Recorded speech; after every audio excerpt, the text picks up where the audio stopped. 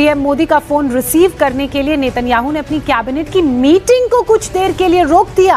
Israeli अखबार times of Israel ने दावा किया है सूरत हाल बिल्कुल मुख्तलिफ हो गई है। आज जो इंडिया हम देख रहे हैं वो मोदी का इंडिया है, वो इंडिया जो इजराइल की कुर्बत में फ़ख्र महसूस करता है। अब नरेंद्र मोदी ने एक दूसरा भी काम किया है इसी 24 घंटे में। उन्होंने प्राइम मिनिस्टर नेतन्याहू जो इसराइल के हैं उनको मुबारकबाद पेश की है पीस के ऊपर, जो एक पीस अकॉर्ड हुआ है हमास के साथ शर्म शेख इजिप्ट में। बड़ी बात ये रही कि पीएम मोदी से बात करने के लिए नेतन्याहू ने अपनी सुरक्षा कैबिनेट की मीटिंग रोक दी। दरअसल इजरायली पीएम गाजा में युद्ध विराम और बंधकों की रिहाई के समझौते पर चर्चा कर रहे थे। इस दौरान उन्होंने बैठक को रोककर पीएम मोदी से फोन पर बातचीत की। अब नेतन्याहू के इस फैसले से आप अंदाजा लगा सकते हैं कि भारत और इजराइल के रिश्ते कितने मजबूत हैं। मैडम, नरेंद्र मोदी साहब को क्या नेतन्याहू ने पूछा है कि पीस प्रोसेस में मेरी मदद करो? खुद ही फोन कर करके मुबारक दे रहे हैं, मुबारक हो मुबारक हो। भाई किसी ने पूछा ही नहीं है। पूछा है सर, आपसे यहाँ पे किसी ने फोन किया था नेतन्याहू ने या हमास के लीडर ने? नेतन्याहू का हमारे से क्या ताल्लुक है? लेकिन जो हमास जो जब फलस्तीन की तरफ से जो लोग अमेरिका के साथ बैठ रहे थे, जो गारंटर थे, जो इंटरनेशनल स्टेबलाइजेशन फोर्स में फौजें भेजे कि हम उन मुल्कों में से, मैडम हम मिडिल ईस्ट में रेलेवेंट है, हम वो मुल्क हैं। तो सर हमें किसी ने फोन किया? सर हमास के लीडर ने फोन किया हमें? किसने फोन किया? हमास के लीडर ने किया, गल्फ कंट्रीज ने किसी ने किया।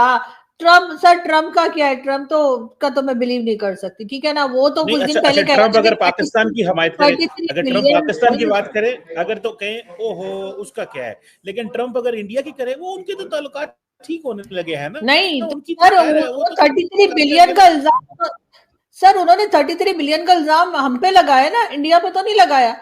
उन्होंने कहा कि पाकिस्तान 33 बिलियन खा के भाग गया, उन्होंने ये तो नहीं कहा कि भारत खा के भाग गया। जिस दिन मोदी जो है ना पूरे तरीके से वो नेतन्याहू की प्लेबुक पे अमल करता है।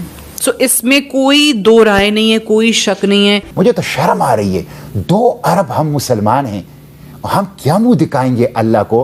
क्या और हम कुछ नहीं कर सकते। दोस्तों, जब पूरी दुनिया गाजा शांति समझौते पर नजरें गड़ाए बैठी थी, तभी हुआ वो जो अब तक किसी ने नहीं किया। प्रधानमंत्री मोदी ने इजराइल के पीएम नेतन्याहू को गाजा पीस डील पर फोन किया और नेतन्याहू ने अपनी सिक्योरिटी कैबिनेट मीटिंग बीच में रोक दी, सिर्फ मोदी से बात करने के लिए। ये कोई अफवाह नहीं, इसे times of Israel, India today और खुद इजराइल पीएमओ ने कंफर्म किया है। ये दिखाता है कि आज भारत और मोदी की डिप्लोमैटिक वैल्यू कितनी ऊंचाई पर पहुंच चुकी है। नेतन्याहू ने मोदी को करीबी दोस्त कहा और कहा, इंडिया इज अ की global voice for piece. Pakistan में इस खबर से भूचाल आ गया है, क्योंकि इजराइल जैसे देश की नजर में अब भारत की प्रायोरिटी अमेरिका या अरब से भी ऊपर है। मिडिल ईस्ट में अब पावर बैलेंस बदल चुका है। न्यू इंडिया अब सिर्फ सुनता नहीं, एजेंडा तय करता है। अगर आप भी न्यू इंडिया की ताकत पर गर्व करते हैं, लाइक करो, कमेंट करो।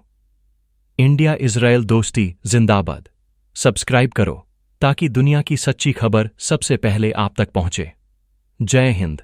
इस बात को समझा जा सकता है कि इजराइल इस वक्त अपने सबसे मुश्किल दौर से गुजर रहा है। नेतन्याहू हमास की कैद से अपने नागरिकों को छुड़ाने के लिए हर मुमकिन कोशिश कर रहे हैं, और ऐसे में जब गाजा शांति समझौते के लिए दोनों पक्ष एक साथ आए और उसको लेकर तमाम बड़ी मीटिंग्स चल रही, उसके बीच प्रधानमंत्री मोदी ने जब नेतन्याहू को फोन किया तो उन्होंने उस मीटिंग को रोका, पीएम मोदी से फोन पर बातचीत की, और इसी बात से अंदाजा लगाया जा सकता है कि भारत और इजराइल के रिश्ते बेहद मजबूत हैं। कर रही है, हम ग्लोबल स्टेज पे हमारी रिसर्जेंस हो रही है। आप कह रही है नहीं हमारी फॉरेन पॉलिसी पता नहीं बेवकूफ बनाते हैं।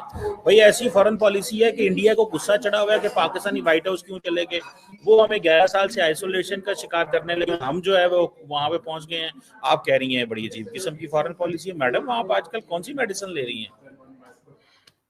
सर वो वाली नहीं ले रही जो आप लेते हैं सर, वो वाली भारत नहीं ले रही हूँ जो आप लेके बैठे होते।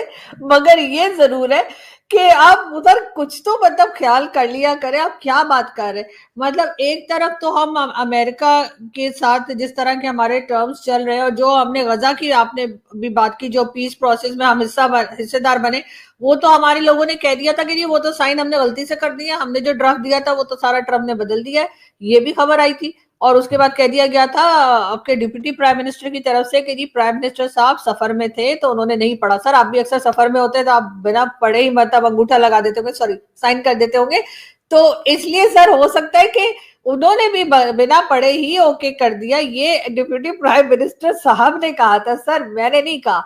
तो अब जब कहानी दूसरी तरफ हो गई और हमास ने भी ओके कर दिया और इजराइल ने भी ओके कर दिया, तो अब इनकी जो जैसे कहते हैं ना, इनको लेने के देने पड़ गए, वो जो बख्शी सर कहते हैं, तो अब इनके ऊपर सारी कहानी उलट गई।